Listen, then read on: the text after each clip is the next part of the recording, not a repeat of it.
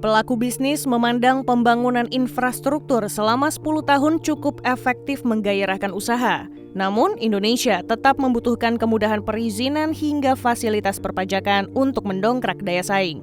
Pemahaman tersebut tertuang dalam Bisnis Indonesia Forum bertemakan Legasi Sedasawarsa dan Asa selanjutnya, Rabu 16 Oktober. Salah satu catatan penting itu disuarakan pelaku industri di tanah air, yaitu menyangkut kepastian hukum. Pelaku industri melihat kepastian hukum menjadi permasalahan klasik yang belum bisa terselesaikan meskipun reformasi regulasi dan birokrasi telah dilakukan pemerintah.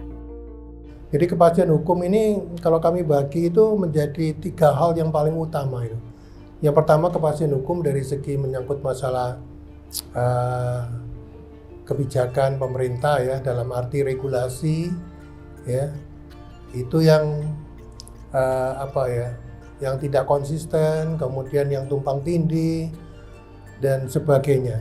Ya, perizinan dasar tuh sampai tadi saya mau berangkat juga ada satu investor besar sekali.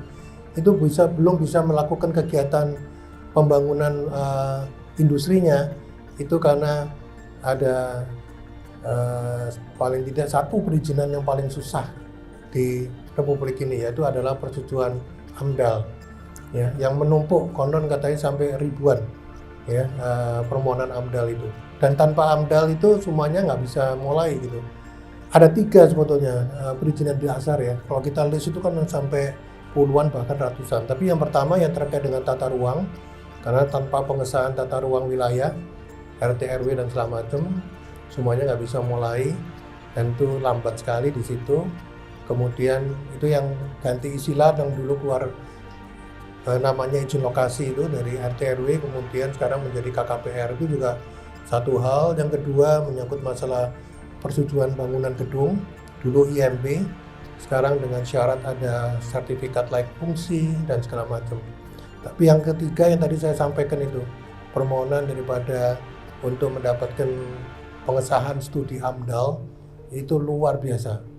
Dan itu betul-betul itu sudah semuanya sudah bicara, ya, Pak Menko Airlangga sudah bicara, Presiden juga sudah menyinggung, tapi itu nggak bergeming gitu. Sani memandang kepastian hukum menjadi sorotan utama pelaku usaha kawasan industri, yakni terkait regulasi dan kebijakan pemerintah yang sering tidak konsisten dan tumpang tindih. Tantangan lainnya adalah menyangkut penyediaan utilitas termasuk logistik di beberapa lokasi yang aksesnya masih terkendala. Padahal sarana dan prasarana harus dipastikan lengkap terlebih dahulu sebelum industri manufaktur masuk ke kawasan industri. Pada masa mendatang, pemerintah perlu menyelesaikan berbagai hambatan tersebut, termasuk tantangan perizinan hingga kemudahan fasilitas perpajakan agar kawasan industri Indonesia lebih berdaya saing. Nah, setiap kontestasi para menteri yang melahirkan kebijakan, efek-efeknya menimbulkan biaya. Itulah selalu disebut akumulasi dari regulasi-regulasi itu mengakibatkan ekonomi biaya tinggi di Indonesia.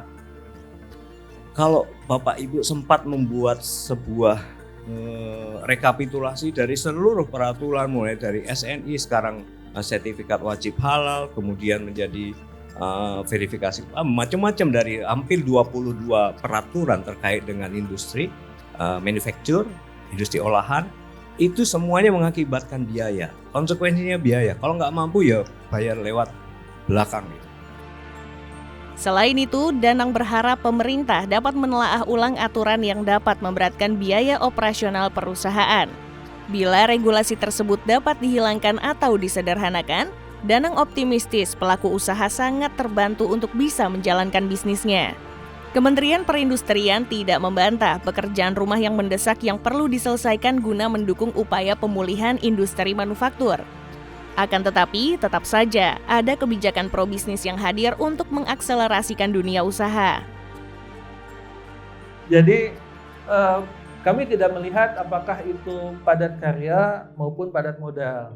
Karena semua itu tanggung jawab dari Kementerian Perindustrian untuk pembinaan industri dalam negeri. Jadi tadi Pak Danang sendiri misalnya sudah menyampaikan banyak insentif atau banyak kebijakan dari Kementerian Perindustrian. Seperti misalnya contoh ada super deduction tax Nah, ini mungkin super deduction tax terkait dengan R&D, mungkin ini lebih pada industri padat modal. Bahkan bisa sampai 300%, dan itu sudah ada yang menikmati sebetulnya gitu. Kemudian untuk padat karya juga ada insentif. Nah, saya belum tahu nih, kayaknya udah ada yang menikmati juga industri padat karya, dapat insentif 200% dari PPH berdasarkan PMK 128 tahun 2019. Nah, kemudian ini yang menarik juga Pak Danang, untuk tekstil misalnya dan produk tekstil, kita malah terakhir mengeluarkan kebijakan bea masuk anti dumping dan bea masuk tindakan pengamanan gitu. Selama 2 periode Jokowi, Andi menyebut pertumbuhan manufaktur Indonesia dan kontribusi manufaktur terhadap PDB dan PMI masih kompetitif dibandingkan negara lain. Data Bank Dunia mencatat tren penurunan kontribusi sektor industri terhadap PDB di banyak negara termasuk Indonesia.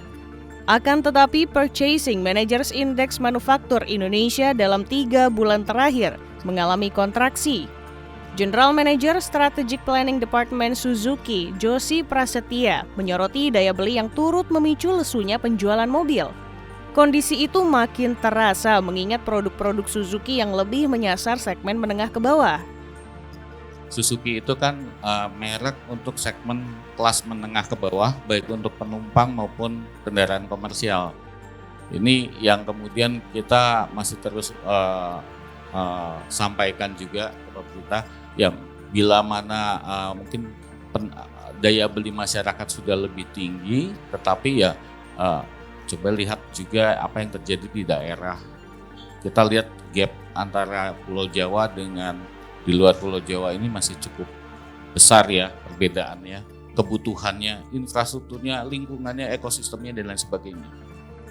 Di sisi lain, 1 dekade kepemimpinan Presiden Jokowi juga telah membangun fondasi kuat dalam rangka membangun geliat ekonomi digital di tanah air. Hanya saja beberapa langkah perbaikan tetap diperlukan demi memuluskan ancang-ancang menggenjot pertumbuhan ke depan. Sekretaris Jenderal Asosiasi Penyelenggara Jasa Internet Indonesia, Zulfadli Syam, menekankan pembangunan infrastruktur telekomunikasi dan informasi masif di era Jokowi merupakan langkah awal yang baik dalam membuka peluang ekonomi baru. Nah, ini sebenarnya itulah yang menjadi masalah di kita, karena kita di negara kepulauan yang sangat besar ini, dan kita banyak sekali pulau-pulau yang ternyata pulau-pulau kecilnya aja terisi orang begitu. Jadi kalau kita katakan sekarang internet menjadi sebuah kebutuhan, maka infrastruktur internet yang merata menjadi sebuah keharusan dan kewajiban. Capaian-capaian positif memang perlu diapresiasi, dengan tidak melupakan catatan pekerjaan rumah untuk pemerintahan di era Presiden Prabowo Subianto.